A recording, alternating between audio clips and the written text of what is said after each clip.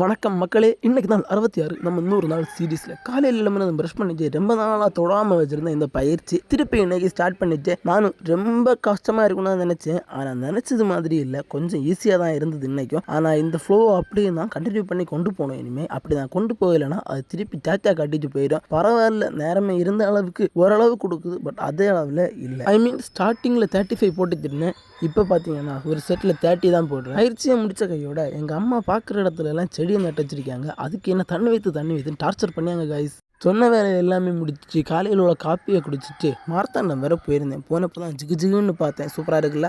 என்னோடய bike delivery எடுக்குதான் நம்ம Julie பார்த்தீங்கன்னா இன்றைக்கி டிஸ்சார்ஜ் ஆகியா. நேற்றுக்கு விட்டேன், இன்றைக்கி இடத்துக்கு வந்துட்டேன் காய்ஸ். ஒரே ஒரு நைட் தான் கையில் இல்லாமல் இருந்தது. எவ்வளோ கஷ்டப்பட்டுன்னு என்ன தவிர வேறு யாருக்கும் தெரியாது. அதை முடித்து கொஞ்சம் வேலை இருந்தது. தென்பட்டியெல்லாம் பார்த்துட்டு நைட்டு ட்ரெஸ் ஷாப்பிங் போயிட்டு அப்படியே நைட் சாப்பிட்டு தூங்கிட்டேன் guys. Bye, love you all.